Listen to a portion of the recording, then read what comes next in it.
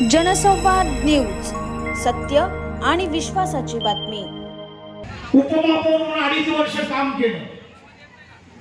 माणसाची आता जर सत्ता असेल, त्या सत्तेचा उपयोग आपल्या समाजासाठी, गोरगरीब जनतेसाठी करता येतो. ही संकल्पना डॉक्टर बाबासाहेब आंबेडकरांनी संविधानामध्ये मांडली आणि मी 2.5 वर्षामध्ये जे उपमहापौर असताना जे काम केलं ते तुमच्या समोर आज रिझल्ट आहे. आज इथे जी मंडळी आहे ती विकासाच्या बाता करतात. एक तर 4 वाजता उठतो, दुसरा लोणावळ्याला असतो. शनिवार रविवार कधी कुमार आलेली तुम्हाला भेटणार नाही. तो लोणावळ्यामध्ये आपला धंदा सांभाळत असतो. त्यांना आपल्या गरिबाची काही घेणं देणं नाही, एवढं लक्षात ठेवा. तुम्हाला सांगण्याचं एक गोष्ट अशी आहे, मी उपमहापौर असताना कुमार आयलांच्या समोर, कुमार आयलांनी आमदार आहे, कुमार आयलांच्या समोरचा जो रस्ता आहे ना काँक्रिटीकरण, या भगवान पालेरावनी उपमहापौर असताना महानगरपालिकेतून मंजूर करून दिलेला आहे. तो आज काँक्रीट रस्ता आहे, तो भगवान पालेरावच्या कार्यकाळामध्ये मंजूर झालेला आहे. दुसरी गोष्ट त्याच्या पुढची तुम्हाला सांगतो, ज्यांच्या हातामध्ये सत्ता दिली आपण 25 वर्ष, ते कालानी मॉलच्या बाजूचा आजूबाजूचा रस्ता आहे ना, तो पण भगवान पालेरावच्या काळामध्ये मंजूर झालेला आहे. मग यांनी विकास कोणाचा केला? यांनी फक्त विकास केला स्वतःचा. यांनी एकाने वाढवली गुन्हेगारी. कारण आमच्या भागामध्ये कोणी जर बोलला तर त्याला रात्री उचलायचं, त्याला मारायचं आणि दबावमध्ये ठेवायचं. ही गुन्हेगारी वाढवण्याचं काम इथल्या कालानी परिवारांनी केलेलं आहे. आणि दुसरा जो आयलानी आहे त्यांनी कामामध्ये भ्रष्टाचार करून 22% प्रमाणे पैसे घेतले आणि आज तुम्हाला पैशाचे आमिष दाखवून तुम्हाला विकत घेण्याचं काम करतोय. माझं त्याहून वेगळं आहे. मी तुमच्यासाठी काय कामं केली तुम्ही सगळ्यांना माहित आहे, सांगायची आवश्यकता नाही. का भगवान बालेराव पाणी दिलं, रस्ते दिले, हे लाईट दिल्या, ह्या सगळ्या ज्या गोष्टी आहेत त्या दुर्मिळ आहे. ते माझं कर्तव्य आहे.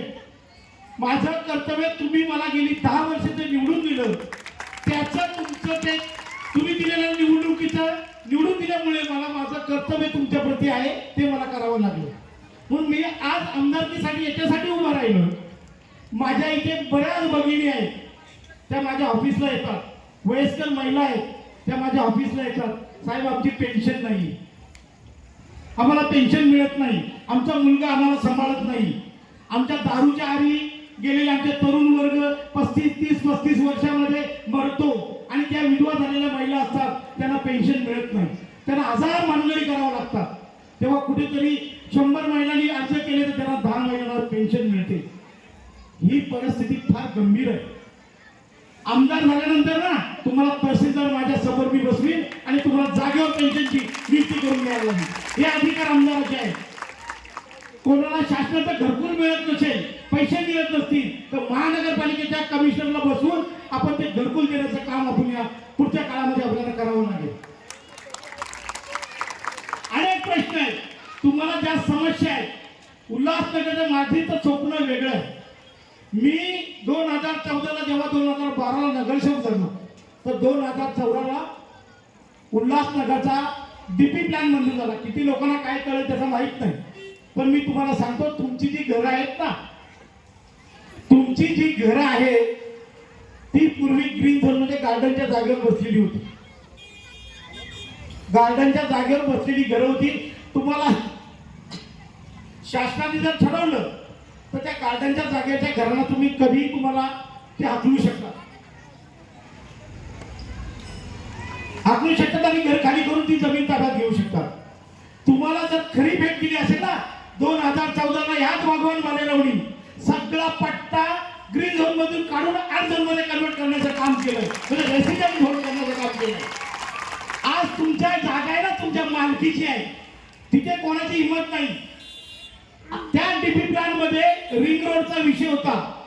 जर धोबीघाटवरून रिंग रोड आला आणि असा रिंग रोड तो 120 फुटाचा होता. त्या 120 बघा या लोकांनी कशी प्लॅनिंग केली होती. 120च्या रिंग रोड मधले आतलीच्या जागा आहेत. म्हणजे उदाहरणार्थ माझा ऑफिस पासून त्या सगळे शिंदी पट्टे जे आहेत त्या शिंदी पट्ट्यामध्ये 4 एफएस आहे बांधकाम होणार. किती? 4 एफएस आहे. 100 फुटाचं बांधकाम असेल तर ते 400 फुटाचं होईल. एवढी परवानगी त्यांना मिळणार कायदेशीर. आणि झोपडपट्टीच्या बाहेर म्हणजे त्या रिंग रोडच्या बाहेरची जी लोक आहेत म्हणजे झोपडपट्टी आपल्या पूर्ण त्यांना फक्त सव्वा म्हणजे 1.25 म्हणजे सव्वा स्क्वेअर फुटाचं बांधकामाची परवानगी दिली होती. मी तुमच्या माध्यमातून तिथे होतो महानगरपालिकेत आणि 2014ला जितका FSI आमच्या शहराच्या आतल्या भागाला देईल तेवढाच FSI बाहेर दिला पाहिजे ही भूमिका मांडली. आणि आज तुम्ही जरी बिल्डिंग बांधायला घेतली, स्वतःचं घर बांधायला घेतलं, RC प्लॅन करायला घेतला तर 4 माळ्याचं घर बांधू शकतो अशी भूमिका मी तिथे मांडली. तुम्हाला कदाचित त्याची कल्पना नाही, तुमच्या भविष्याचा विचार मी केलाय, तुमच्या भविष्याचा विचार केलाय. मला उद्या जर SRA योजना आणायची असेल, उद्या मी जर आमदार झालो आणि SRA योजना आणायची असेल तर मी तुम्हाला सांगतो, ज्याचं 100 फुटाचं घर आहे, ज्याचं 150 फुटाचं घर आहे, ज्याचं 200 फुटाचं घर आहे त्याला कमीत कमी 360 फुटाचा फ्लॅट दिल्याशिवाय हा भगवान बालेराव गप्प बसणार नाही. अशी भूमिका आपल्याला मांडायची. इथं मला त्या झोपडपट्टी लोकांच्या दृष्टिकोनातून आता येऊन बघा, शहरामध्ये जितक्या सुविधा नाही तेवढ्या सुविधा आमच्या रमाबाई आंबेडकर नगर, भैयासाहेब आंबेडकर नगर, आझाद नगर या परिसरामध्ये आहे. आपण कामं केली आणि कामं करायची आहे. आणि अजून पुढे मला भविष्याचा विचार असला, आज माझी एक परिस्थिती आहे का आपण बनवू शकतो. काय बनवायला पाहिजे? भांडीकाम करणारे महिला माझ्या भागामध्ये मोठ्या प्रमाणात आहे. सकाळी जातात बिचारे 4 वाजता येतात आणि भांडीकामाचे पैसे किती देतात? 400 रुपये आणि 500 रुपये एका कामाचे. म्हणजे त्या 6 घराचं कामं करतात तेव्हा कुठेतरी 4-5 हजार रुपये मिळतात. अशी परिस्थिती आपल्या सगळ्या भागामध्ये आहे. माझा विचार आहे, तुम्ही जर मला आमदार म्हणून निवडून दिलं ना तर त्यांची एक संघटना मी बनवणार. अशी संघटना बनवणार तर तुमच्या प्रत्येक जे आज तुम्हाला 5 मिळतात त्याचा भाव डबल झाला पाहिजे, 10,000 मिळाले पाहिजे. अशा नावाची एक संघटना आपण बनवू. माता रमाईच्या नावाने तुम्हाला कदाचित बऱ्याच लोकांना माहीत नसेल, रिक्षा युनियन आणि भांडीकाम करण्यासाठी माता रमाईच्या नावाने मी पतपेढी निर्माण केली. त्या पतपेढीच्या माध्यमातून माझ्या महिलांना शिक्षणासाठी, लग्नासाठी, घर बांधण्यासाठी आम्ही कर्ज देण्याची उपलब्धता करणार आहोत. फक्त तुम्ही माझ्या हातात सत्ता द्या. फार महत्वाची सत्ता आली तर अनेक गोष्टी आपल्याला करता येतील. ग्रीन झोनचा विषय झाला, SRA योजनेचा रस्ते झाला. आणि आज एक महत्वाची घोषणा करतोय, उल्हासनगरसाठी महत्वाची एक घोषणा करतोय. तुम्ही मला एक गोष्ट सांगा, किती घरात लोकांच्या घराकडे लाईटचे मीटर आहेत? हात वरती करा. जवळजवळ सगळ्या लोकांच्याकडे आहेत ना? किती बिल येते? कमीत कमी किती येते? 500, 1000, 2000, बरोबर ना? या भगवान बालेरावला निवडून द्या. 200 युनिट पर्यंत 20 बिल माफ करण्याची जबाबदारी शासनाकडून माझी असेल.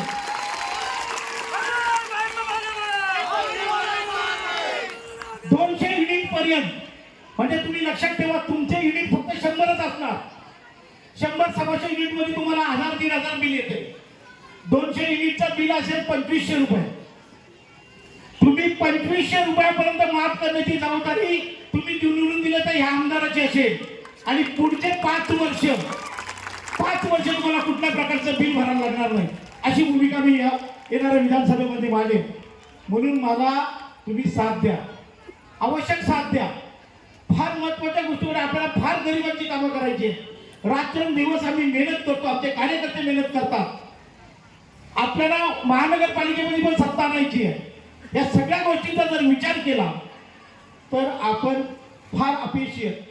आज तुम्ही मला सांगा, आज तुम्ही 500 रुपयाचा विचार करता, 200 रुपये तुम्हाला कोणी देईल, 300 रुपये कोणी देईल. आदले मधले साले दलाल आमचे लीडर असतात, ते 500 रुपये तिथे घेऊन येतात आणि तुम्हाला 200-300 रुपये देतात, 200 रुपयाला कट मारतात. हा विचार सोडून द्या. आता पैसे घ्या. राजसाहेबांनी त्या दिवशी तुम्हाला भाषणात सांगितलं, पैसे घ्या पण मत भगवान बालेरावलाच द्या. म्हणून सगळ्यात पहिली गोष्ट असेल, 200 युनिटचं बिल, लाईट बिल माफ करण्याची जबाबदारी माझी असेल. आजचा पैसा तुम्ही भरा. आता तुमचं महिन्या मला काय 20 ते 22 तारखेला युनिट प्रत्येकाचा मीटर लाईट बिल येणार. एकच भरा आणि 20 तारखेला भरा आणि सांगा, या भावाने आमच्या भावाला मला निवडून द्यायचे, पुढचा बिल नाही बाबा, तो भाऊ माझा भरणार आहे. अशा पद्धतीने आपण आज गोष्ट करू. आणि मला वाटतं हे प्रभाग तुमचे नातेवाईक सगळे जे जे असतील, कोणी फुला तापा देतात तुम्हाला, कोणी साडी वाटली 80 रुपयाची साडी वाटतात. किती रुपयाची? 70-80 रुपयाची.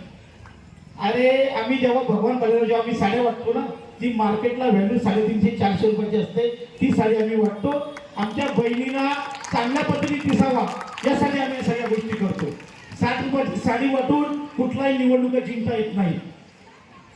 पण परिस्थिती अशी आहे, आपली गरिबीचा ते मजाक करतात. आपल्या गरिबीचा ते मजाक करतात. तेवढा विचार करा. गरिबी आहे. आपण भगवान बलिराव कुठला आम्ही काय कुठला सोन्याचा चमचा घेऊन जन्माला आलेला नाही. भगवान बलिराव पण गरिबीतून दिवस काढत काढत तुमच्या इथपर्यंत पोहोचला. आणि समाजाच्या कामासाठी मी 24 तास देतोय. तुम्ही लक्षात ठेवा, माझा मी धंदा सगळं बाजूला सोडून मी 24 तास तुमच्या समाजाच्या हितासाठी जगतोय. मला अजूनही समाजाच्या हितासाठी काम करायचे. माझे हजारो कार्यकर्ते तुमच्यासाठी जगतात. मी फार कमी येतो वार्डात. तुम्हाला माहिती आहे, मी फार कमी येतो वार्डामध्ये. आणि वार्डामध्ये कमी येतो, पण माझे कार्यकर्ते त्याच्या गल्ली असतील तिथे मी कुठल्या प्रकारचं राजकारण केलंय? आज गल्ली बनवता सांगा मला, कुठलं राजकारण झालं माझ्याकडून? कधीच नाही झालं. हे आमची एक आमचं वोटर नाही, ही गल्ली बनवू नका, तो आमचा हे नाही, हे बनवू नका, असं काही नाही. म्हणून माझी तुम्हाला एक विनंती, हात जोडून विनंती आहे, येणाऱ्या 20 तारखेला सकाळी कोणाची वाट बघू नका. कोणाची वाट बघू नका. कारण कोण पैसे घेऊन येईल, कोण काय घेऊन येईल, त्याला या मतदान करा. आणि त्याला सांगा मी आम्ही मतदानच केलं नाही, द्या पैसे. अशा पद्धतीने आपली भूमिका घेतली पाहिजे. पण जर समाजाचा नुसता तुमचा विचार तुम्ही करू नका. माझ्यापुरता मी जर विचार केला असता तर मी निवडणूकच लढवली होती. मी तुम्हाला आज सांगतो, काही लोक मला निवडणुकीला उभं राहू नये म्हणून काही लोकांनी मला आमिष दिलं होतं. तुम्हाला आज सांगतोय, तुम्हाला आम्ही अमुक पैसे देतो, महापौर पद देतो, तुम्ही आमच्यामध्ये येऊ नका, उल्हासनगरची सगळी जबाबदारी तुम्ही घ्या. मी सांगितलं मी माझ्या समाजासाठी लढणार. मी माझ्या समाजासाठी लढणार आहे. त्यामुळे मी आमदारकी लढवणार. आणि मला नशिबाने मनसेसारख्या राजसाहेबांसारख्या पक्षाचं तिकीट मिळालं. आणि आज निवडणुकीला तुमच्या समोरून एकदम उत्कृष्ट वातावरण आहे. तुमच्या सगळ्यांच्या आशीर्वादाने आपले नातेवाईक ओरख कामा महाराज असतील त्यांना विचारून घ्या, तुम्ही मतदान कोणाला करणार आहात. ते सांगतील 100% आम्ही मनसेच्या इंजिनला करणार. बघा करणार तुम्ही. आता आपला प्रभाग घ्या. आज प्रभागातला मला एक सांगायचे कदम साहेब, आमच्या प्रभागातली एकही बाहेरचा माणूस इथे नाही. स्टेजवर बसलेली 2-3 माणसं बाहेरची आहे. ही सगळी मंडळी आहे ना, ही माझ्या 7 नंबर प्रभागातली आहे. म्हणजे कुठेही लोकांची अपेक्षा नाही, फक्त आपल्या बरोबर राहणं हे प्रामाणिक आहे. पण त्यांच्यासाठी आम्ही आमचे कार्यकर्ते सगळे सातत्याने प्रयत्न करतो. आणि त्यांना ज्या ज्या समस्या असतील त्या सोडवण्याचं आम्ही काम करतो. एक लाईट बिलचा मुद्दा आहे, तो लाईट बिलचा मुद्दा आपण घ्या. मी आलो महानगरपालिका आमची येऊ द्या. तुम्हाला आज दुसरा एक सांगतो, मी आमदार झालो तर महानगरपालिका 100% मनसेची असणार, त्याचा संशय. तुमचं जे आहे ना 500 स्क्वेअर फुटाचं घर, मला वाटतं माझ्या ह्या एरियामध्ये हातावर बोटावर मोजण्या इतके लोकांचं 500च्या वरती घर असेल. 300, 200, 150, 100, 70, 80 असं स्क्वेअर फुटाचं घर आहे. तुम्हाला भगवान बलिराव शब्द देतो, आमदार झाल्यानंतर महानगरपालिका आणणार आणि 500 स्क्वेअर फुटाचे घरांचे टॅक्स माफ करणार. म्हणून आपण सगळ्यांनी आपल्या नातेवाईकांना, आपल्या सगळ्या झोपडपट्टीच्या जिथे जिथे आपल्याला जाता येईल त्या त्या ठिकाणी आपण पोचा आणि आपली भूमिका स्पष्ट करा. तुम्हाला काही लोक सांगतील, आता या कब्रस्तानचा विषय सांगितला, मी कब्रस्तानपेक्षा वेगळं करणार आहे. राजूभाई, भारतरत्न म्हणून डॉक्टर अब्दुल कलाम जे आपल्या देशाचे राष्ट्रपती होते आणि शास्त्रज्ञ मोठे होते, त्यांच्या नावाने आम्ही रिसर्च सेंटर चालू करण्याचा विचार करणार आहोत. जिथे माझे मुस्लिम समाजाची लोक, नुसते मुस्लिम नाही, सर्व समाजाची लोक जाऊन आदर्श करतील आणि त्या सभागृहामध्ये त्यांच्या मार्गदर्शनाखाली अभ्यास करतील, त्यांना लोकांना करतील. आजही मी तुम्हाला सांगतोय, आपल्या समाजाकडे शिक्षणाची फार कमतरता आहे. मुस्लिम समाजाकडे आहेच आहे, पण त्याही पेक्षा आपल्या समाजाकडे पण शिक्षणाची आहे. आता परिस्थिती अशी झाली, बौद्ध समाजाची लोक शिकली आणि मोठी झाली. आमच्या मातंग समाजाची परिस्थिती तशीच आहे, शिकलीच नाही. चर्मकार समाजाची परिस्थिती तशीच आहे, आमच्या उत्तर भारतीय समाजाची परिस्थिती तशीच आहे. आणि आपल्या प्रभागामध्ये ते दारूचे धंदे आणि जे बटन विकतात ना, बटन नशेचे धंदे, हे सगळ्यामुळे आपल्या अनेक महिला विधवा होतात. ही परिस्थिती आपल्याला बदलायची आहे. ही कशी बदलू शकतो? तर तुम्ही चांगले विचार, चांगल्या संगती जर बरोबर राहिल्या तर हे बदलता येते. म्हणून मला सगळ्यांनी एकदम साथ द्या. आपल्या नातेवाईकांना जिथे जिथे नातेवाईक असतील तिथे सांगा. उद्या आम्ही जिथे जिथे जाणार आहोत तिथे आम्ही सांगणार आहोत. लाईटचा विषय आणि टॅक्सचा विषय आपण प्रामुख्याने घ्या. आपला आर्थिक स्तर उंचवण्यासाठी ज्या ज्या मदत करता येतील, आपला वरप कामा महाराजसाठी जे जे आपले नातेवाईक आहेत त्यांना सांगा. आम्ही उल्हासनगरमध्ये वरप कामा महाराजसाठी स्वतंत्र नगरपालिका करण्याचा आमचा जो डाव आहे आणि गेली 35 वर्षे आता बस झाले ना सिंधी लोक, एकदा तरी आपल्या मराठी माणसाला येऊ दे. महाराष्ट्र आपला आहे. जो 15 वर्ष इथं महाराष्ट्रात राहतो ना, तो महाराष्ट्र आपला आहे. उत्तर भारतीय लोक आता मला काही लोक आमचे प्रचार करतात, राज साहेबांनी उत्तर भारतीय लोकांना इथे मारले, कल्याणला मारले, इथे मारले, तिथे मारले, ते व्हिडिओ दाखवतो. राज साहेबांची भूमिका काय ती तुम्हाला मी आज सांगतो. एखादा आमचा उत्तर भारतीय माणूस गेली 25 ते 30 वर्ष महाराष्ट्रात राहतोय. कशी कशी तो नोकरी पटकवतो, मुलं बाळ होतात, शिक्षण चालू करतो. त्याला 20-25 वर्षानंतर कुठेतरी 25-30 वर्षाचा 25-30 हजाराचा जॉब लागतो आणि तो काम करतो आणि मुलाबाळांचा सांभाळ करतो. राजसाहेबांची भूमिका, ते लोंढे येतात, त्याचं लग्न झालेलं नसतंय, त्याला काय मागे पुढे आजची काय नसते, तो येतो आणि तो जॉब 10,000चा जॉब करतो आणि तिथे आमचा 25,000चा जो माणूस उत्तर भारतीय काम करत असतो त्याचा जॉब निघून जातो आणि तो रस्त्यावर येतो. राजसाहेबांना त्या गोष्टीला विरोध आहे. आता बस झालं, आता आमच्या इथल्या उत्तर भारतामध्ये महाराष्ट्रीयन आहेत, मुस्लिम समाज इथला कायमचा आहे, त्याला हिमालयात नोकरी करू द्या आणि त्यांचा परिवार त्याला सांभाळू द्या. तुम्ही याल आणि हे लोंढे येऊन आम्हाला त्रास द्याल, ही भूमिका ज्यांची आहे म्हणून तो राग आहे. पण तुम्ही लोक चुकीचा अर्थ इथली मंडळी काढते आणि राजसाहेबांना बदनाम करण्याचं काम करते, मनसेला बदनाम करण्याचं काम करते. मी तुम्हाला आज सांगतो, मी सदैव तुमच्या बरोबर आहे आणि तुमच्यावर आज सांगतो, जर खरोखरच उत्तर भारतीय आणि मुस्लिम समाजाला अन्याय राजसाहेबांच्या संघटनेकडून किंवा मनसेकडून होत असेल, मी आमदार जरी झालो तरी एका मिनिटात त्या आमदारकीला राजीनामा देऊन मी पक्षातून बाहेर निघेन. हे लक्षात ठेवा. कुठल्या समाजाला राजसाहेब कधी अन्याय करत नाही असं वाटतंय तुम्हाला, तर अन्याय होत असेल तर आम्ही थांबणार नाही. म्हणून माझी तुम्हाला एक नम्र विनंती आहे तर आपण सगळे एक होऊ, एक दिलाने, एक महाराष्ट्राची परंपरा जी संतांची परंपरा आहे, महाराष्ट्राची अनेक गोष्टींची परंपरा आहे.